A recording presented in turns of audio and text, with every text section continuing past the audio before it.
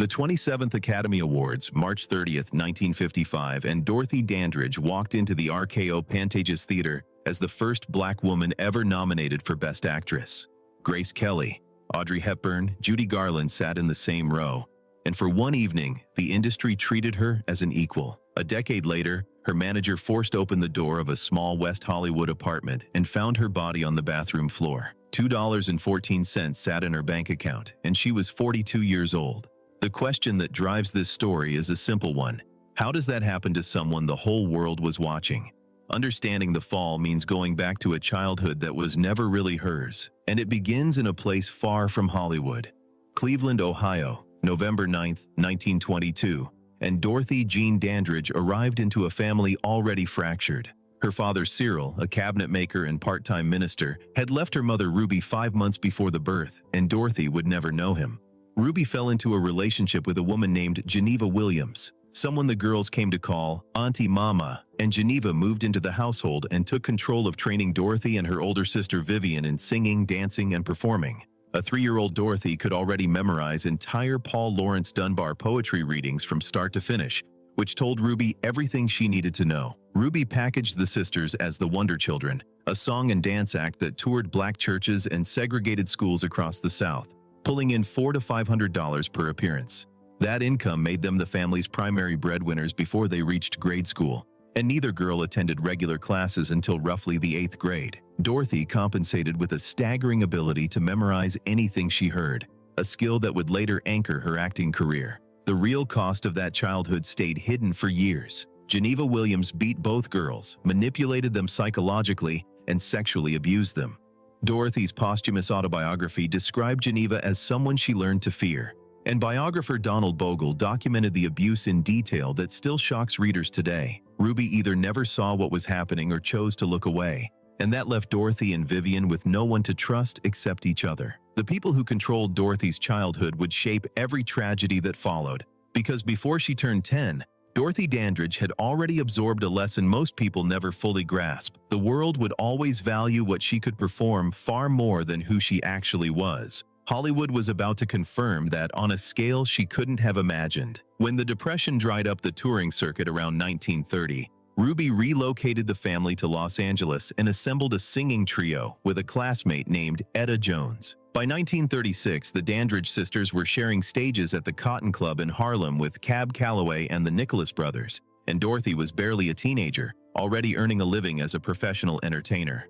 Early film work came in the form of uncredited bits in Marx Brothers comedies and studio musicals, and each one taught her the same brutal arithmetic about race in 1940s Hollywood. Maids, slaves, jungle queens, and loose women made up the full menu of roles available to black actresses. Ruby spent decades playing exactly those parts on radio and in film, but Dorothy refused to follow her. The alternative was near silence. Under the Motion Picture Production Code, depictions of interracial romance were explicitly banned from American screens, and scenes featuring black performers were routinely scissored out of prints shipped to Southern theaters. A dance sequence Dorothy performed in Sun Valley Serenade in 1941 was cut entirely from versions shown below the Mason-Dixon line. Black talent existed in a state of designed erasability, present enough to entertain but removable enough not to offend anyone who might object. Lena Horne's experience set the template. MGM signed Horne in 1942 as the first black woman with a long-term studio contract, on the condition that she would never play a maid. The studio's workaround was casting her almost exclusively in standalone musical numbers that could be lifted from any print headed south, and across her entire MGM tenure, she received only 2 speaking roles. The system never banned black talent outright. It just made sure that talent could be erased from any film, in any city, at any moment. Nothing had changed by the time Dorothy arrived a decade later. A marriage in 1942 to Harold Nicholas of the celebrated Nicholas Brothers dance duo brought a different kind of damage. Dorothy was 19. Harold was a serial womanizer who preferred touring and living abroad, and on September 2, 1943, when Dorothy went into labor, Harold had taken their only car to play golf. The delay reaching the hospital proved catastrophic. Their daughter, Harolyn Suzanne Nicholas, entered the world with severe oxygen deprivation that caused permanent brain damage, which meant she would never speak, never recognize Dorothy as her mother, and would need institutional care for the rest of her life. Dorothy blamed Harold, but she blamed herself more. Her closest friend Jerry Branton later said Dorothy carried that guilt every single day, and Dorothy's own autobiography laid it bare. On the outside, I said, "I've had it, I'll give her up." Inside, I never gave her up. It was myself that I began giving up. Most people would have collapsed under that weight, and what Dorothy did next should have been impossible. Divorce from Harold Nicholas came in 1951, and Dorothy rebuilt herself from scratch alongside Phil Moore, a jazz pianist and vocal coach who redesigned her entire persona. Moore selected songs, choreographed her movement, and chose gowns, and together they constructed a nightclub act described by audiences as erotic and elegant. At the peak of her nightclub fame, Dorothy owned 56 designer gowns insured for $250,000, a wardrobe that matched the scale of her ambition. Barrier after barrier fell in front of her. The May 1951 opening at the Macombo on Sunset Strip became the biggest in the club's history, and Dorothy followed that by becoming the first black performer to entertain in the main dining room at the Chase Hotel in St. Louis, though only after she demanded that black patrons be allowed through the same entrance and seated in the same room. April of 1955 brought another first, when she headlined the Empire Room at the Waldorf Astoria in New York, opening that stage for Count Basie, Pearl Bailey, and Lena Horne to follow. None of that protected her from what happened off stage.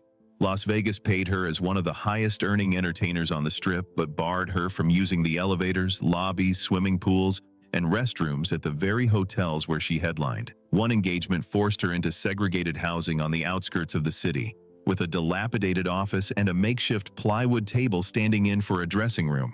A 1953 booking at the Last Frontier Hotel granted her a room but came with an explicit warning to stay away from the pool, and hotel management reportedly threatened to drain the water if she went near it. Dorothy grasped exactly what was happening, and she put it into words that still land hard today.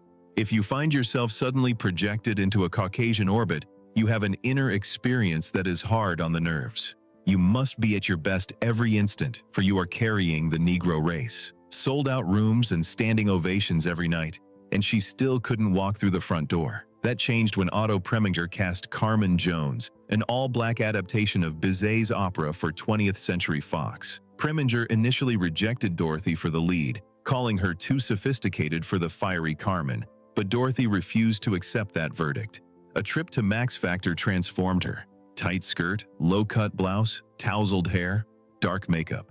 She walked back into Preminger's office in full character, and the audition was essentially over before it began.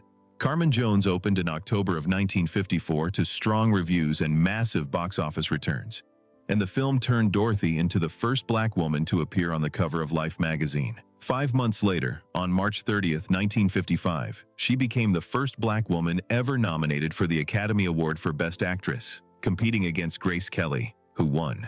But the nomination itself cracked open a door that had never budged before, and a 3-picture deal with Fox at $75,000 per film followed almost immediately, a first for a black performer at that studio.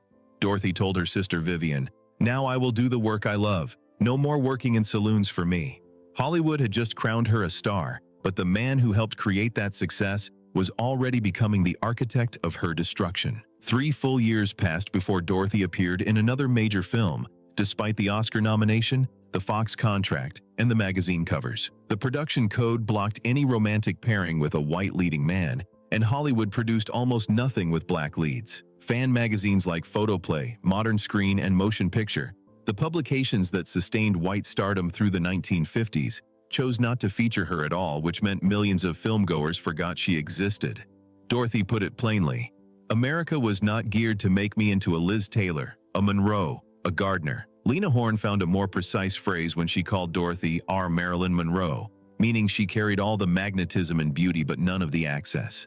The affair with Otto Preminger, which started during Carmen Jones and lasted 4 years, compounded the damage at every turn. Preminger was married, powerful, and controlling, and he paid the down payment on Dorothy's Hollywood Hills home while keeping her checking account filled, a generosity that functioned as financial dependency. His insistence that she accept only starring roles, never supporting parts, led her to turn down the role of Tuptim in The King and I, which went to Rita Moreno and became part of a film that collected 5 Academy Awards. That single decision haunted her for the rest of her life. A pregnancy in 1955 by Preminger reportedly ended under pressure, because an interracial scandal would have destroyed both their careers in that era. Dorothy ended the affair when she accepted that he would never leave his wife, writing afterward, "He couldn't get me out of his system, nor could he make any proposals of substance to me, neither a new film nor marriage." Every film she made after Carmen Jones told the same story of a system designed to contain her. Island in the Sun featured an interracial romance and earned bans across the South. Tamango contained her only on-screen kiss with a white actor, and no major American distributor would release it.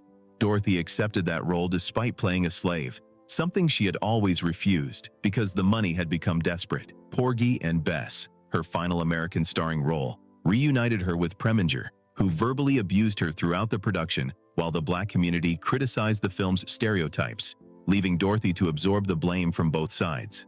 Confidential magazine published a smear piece about her personal life, and the FBI had been monitoring her for over a decade.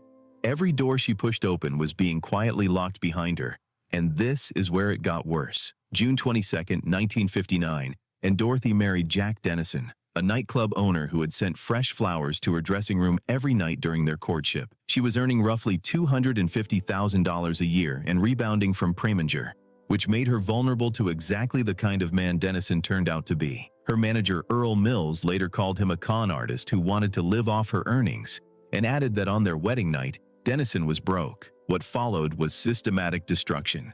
Dennison convinced Dorothy to pour money into his failing restaurants and to perform at his struggling club to draw customers, a decision that demolished her standing in the entertainment world. The woman who had headlined the Waldorf Astoria found herself singing in a third-rate lounge to prop up her husband's failing business. Physical abuse followed the financial abuse, with divorce papers citing extreme cruelty and alleging he struck her on many occasions. During the proceedings, Dennison reportedly demanded half of everything she had left and, according to people close to Dorothy, cut household items literally in half out of spite. The divorce became final in December of 1962 after just over 3 years, and Dorothy walked away with almost nothing. The financial ruin reached far deeper than one bad marriage. Dorothy discovered that her financial handlers had swindled her out of $150,000, and $139,000 in back taxes had accumulated because those same handlers never filed correctly.